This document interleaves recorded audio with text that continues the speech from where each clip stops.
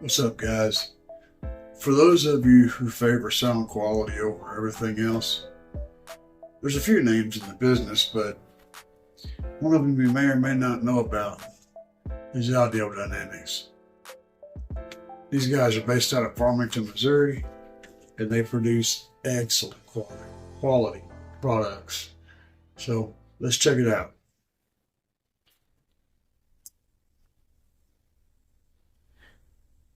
Alright guys, before we open the box, I want to show you there's always some really good information on the outside of Audio Dynamics enclosures.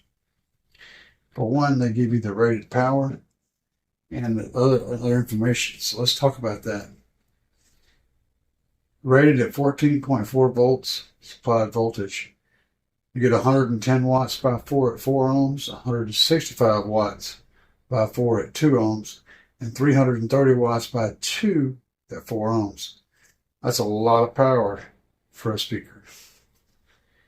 The frequency response range is from 10,000 to 27 kilohertz, and the signal to noise ratio is 80.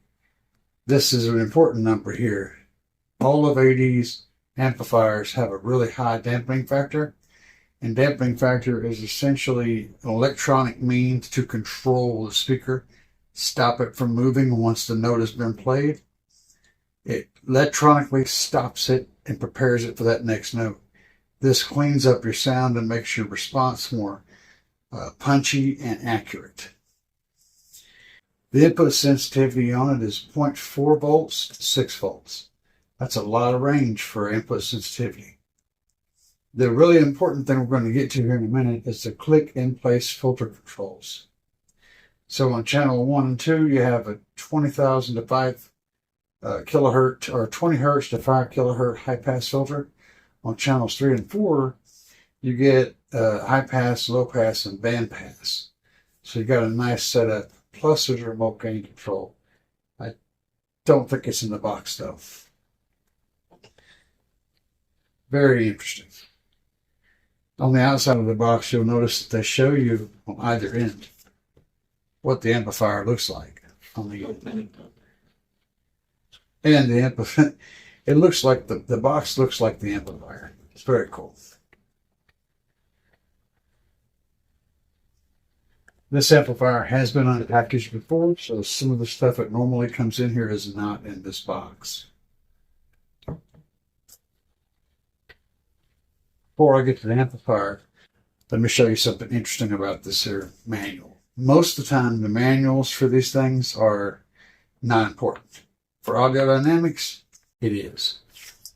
Inside the manual, you get the normal affair with all the information about multiple amplifiers, telling you what the power ratio and all that is. They also give you a chart down here to explain fuses or wire gauges. For anybody who needs this information, this is very helpful. But the important thing in this manual is what's in these 2 pages right here. On these 2 pages, they give you the numbers in clicks on the knobs that represent different frequencies on all the channels. And I'll show you what I mean by that.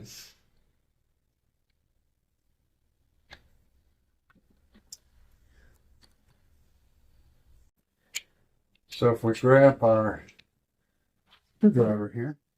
Now for you guys that don't have a DSP or some way to set proper frequency crossover points, these amps are awesome. Because when you turn them, not the level, there we go. You turn them, you'll feel these little indents as you turn, little indents. And so if you set this crossover point to the very bottom and count the clicks as you turn it up, you can set the frequency crossover point to a very exact spot that you want. That's a huge deal. So if you are interested in these things, this is the only way to mechanically set on an amplifier correct crossover points. You won't see this on very many amplifiers. There is a remote for this, like I said before. It is the headphone jack style plug. Not my favorite, but not that you'll ever use the remote for this because you're going to use this for mids and highs anyway. But there is one included. There's also 4 inputs. So they're all numbered 1, 2, 3, and 4.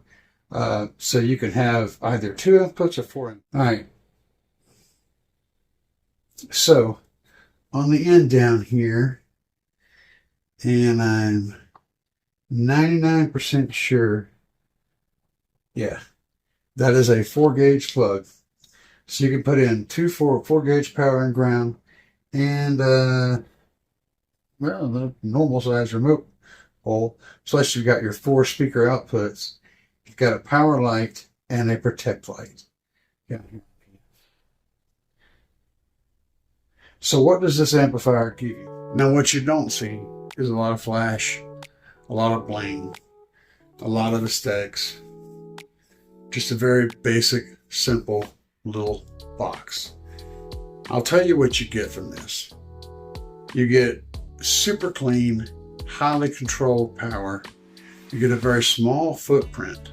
So it's very easy to put this in a location like under a seat or behind a panel where a larger amplifier would have a lot of trouble fitting.